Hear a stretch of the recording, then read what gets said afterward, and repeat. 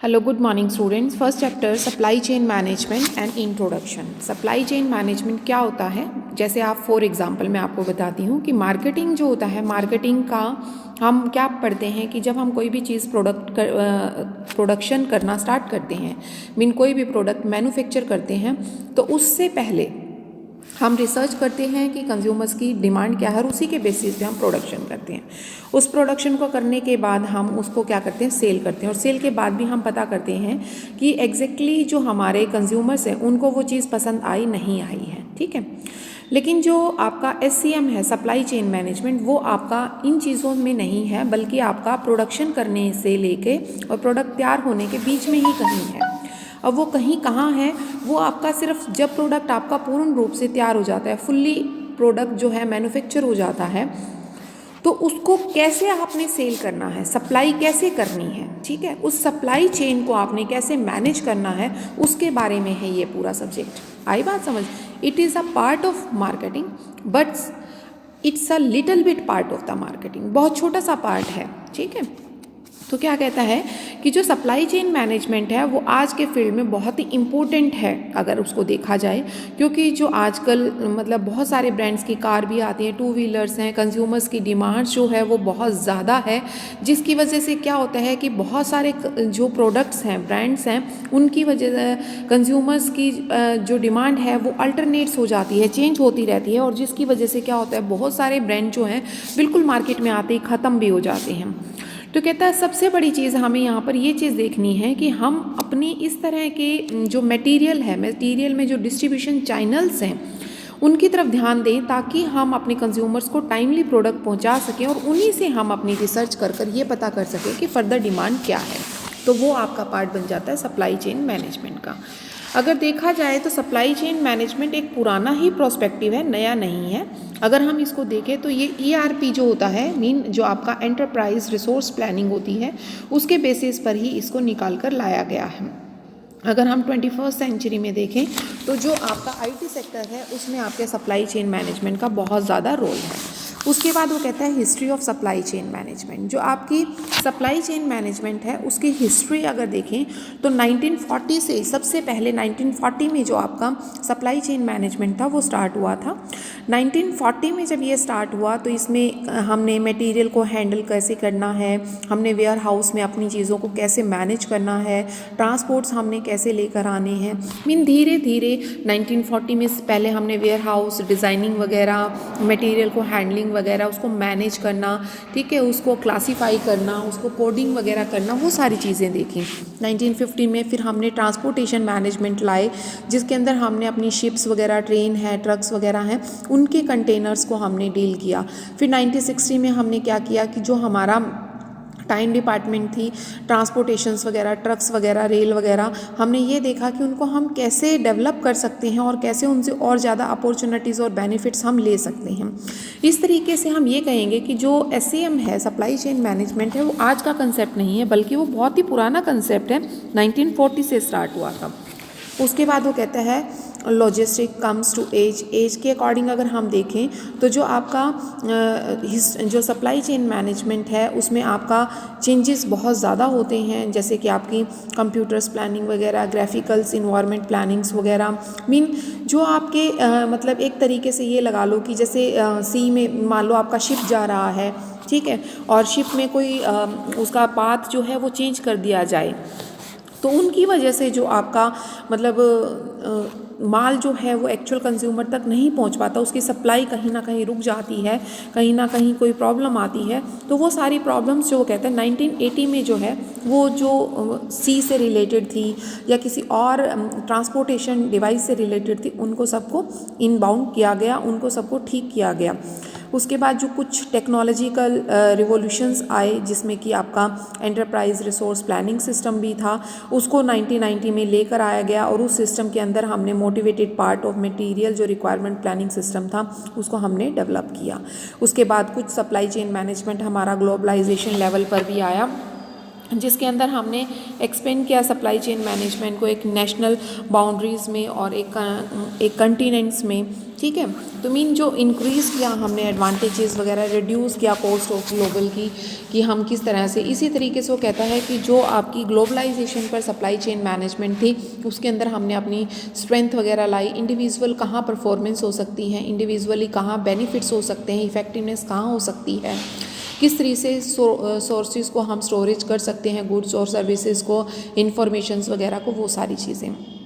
उसके बाद supply chain management 2.0 आया, जिसके अंदर हमने डिस्क्राइब किया प्रोसेस को, और जो सप्लाई चेन मैनेजमेंट के टाइम के अकॉर्डिंग चेंजेस थे या चेंज ऑफ द टूल्स वगैरह थे सप्लाई चेन मैनेजमेंट के, उनको हमने इसमें कंसीडर करके चले। उसके बाद वो कहता है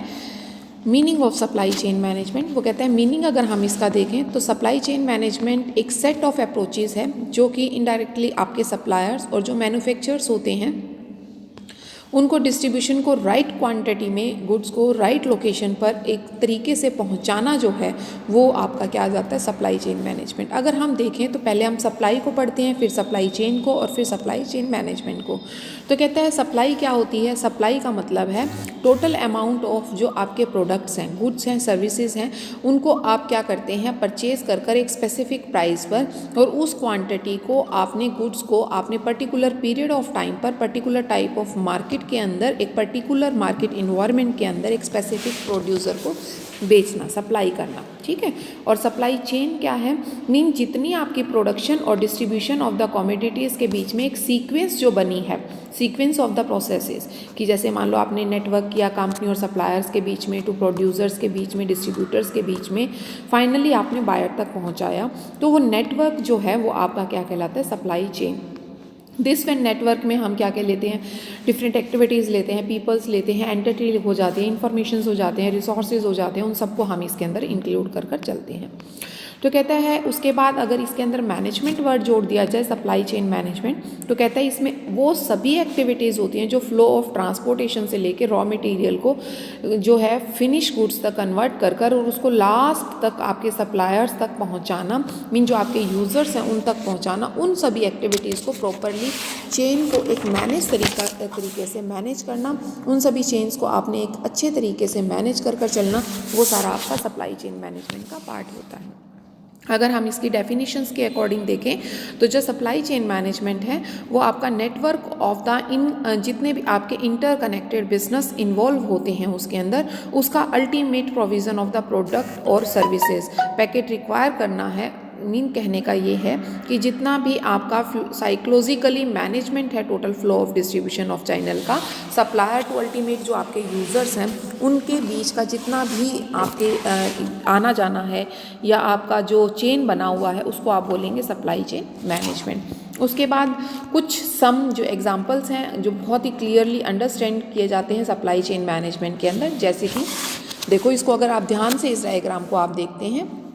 आपकी बुक्स में बहुत ही क्लियरली ये दिख जाएगा। देखो ध्यान से, वो कहता है सबसे पहले सप्लायर टू सप्लायर्स होते हैं जिसमें सप्लायर्स अलग अलग होते हैं। फिर जैसे अमेजोन सप्लायर्स है वो इलेक्ट्रॉनिक के लिए है, फैशन के लिए अलग से है, किचन अप्लायंसेस के अलग है। अमेजोन होल जो वेयर हाउसिंग हैं वो अलग से हैं, आपके जो कैरियर सर्विसेज हैं वो अलग से हैं, और जो वेबसाइट कंज्यूमर्स हैं वो अलग से हैं। एक तो ये आपका हो सकता है। दूसरा आपका जैसे रॉ मटेरियल से अगर आप स्टार्ट करते हैं, रॉ मटेरियल सप्लायर्स जो होते हैं उनको किया, फिर टायर 1 सप्लायर्स को आपने दिया, टायर 2 सप्लायर, मीन ये मैन्युफैक्चरिंग जब अंदर आप प्रोडक्ट को तैयार कर रहे होते हैं तो उस टाइम टायर 1 टायर 2 इस तरह के सप्लायर होते हैं। फिर आपने पूरे ऐसा फैक्ट्री के अंदर इसको लेके गए, ठीक है, फैक्ट्री के अंदर आपके डीलर, क्योंकि देखो फैक्ट्री का मतलब है आपको कैमरे की ज़रूरत थी, सिलेंडर की ज़रूरत थी, बेयरिंग की ज़रूरत थी, इलेक्ट्रॉनिक और पावर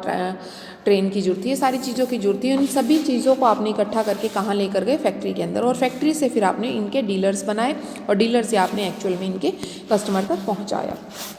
ठीक है। उसके बाद नेक्स्ट आपका आता है बेटा characteristics of supply chain management क्या है। वो कहता है कैरेक्टरिस्टिक्स में अगर देखें तो बेसिकली 4 ही आते हैं। इसके लिए आपका माल होना ज़रूरी है, उस माल की कीमत होना ज़रूरी है, आपके पास एक्चुअल में वो इन्फॉर्मेशन होनी ज़रूरी है कि आपको माल कब कहाँ भेजना है, और उससे अलग सप्लाई चेन की प्रॉपर एक प्लानिंग और एक नेटवर्क डिज़ाइन आपको पता होना चाहिए। ये बेसिक 4 कैरेक्टरिस्टिक्स हैं। अगर हम देखें इन्वेंट्री का मतलब है कि हमारा बेसिकली फोकस जो है सीएम का flow of level of inventory से है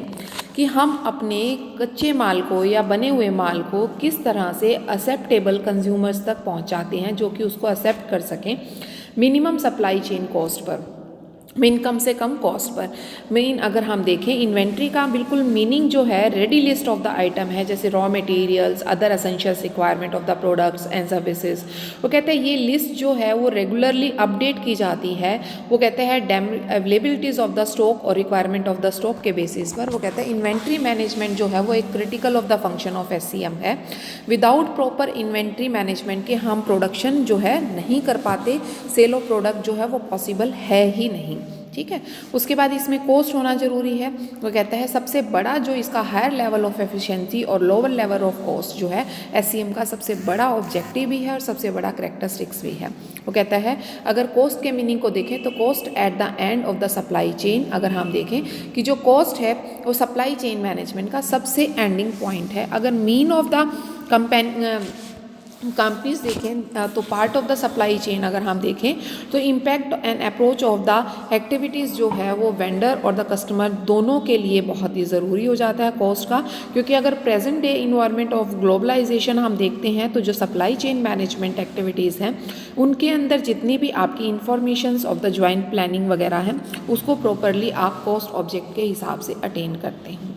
थर्ड आपका आता है इंफॉर्मेशन। वो कहते हैं management of the flow of information जो है वो की फैक्टर है आपके दोनों के लिए, एफिशिएंसी और effectiveness in the supply chain के लिए। वो कहता है अगर हम इंफॉर्मेशन के फ़्लो को हम देखें डायरेक्शंस को, तो फ्लो जो है वो maximum of the potential of SCM है। एक की फीचर्स हम देखें शेयरिंग ऑफ इंफॉर्मेशन का तो up and down of the supply chain है। फिर आता है आपका इफ़ेक्टिवनेस। अगर हम effectiveness of the supply chain planning and network designing को देखें तो इसका अनदर जो basic characteristics of the supply chain management planning and network designing है,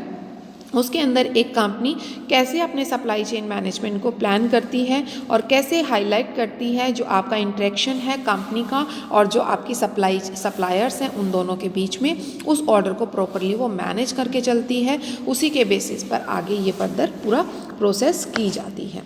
तो मेरे ख्याल से बेटा आज के लिए आपका ये काफ़ी है, आगे हम कंटिन्यू कल करेंगे।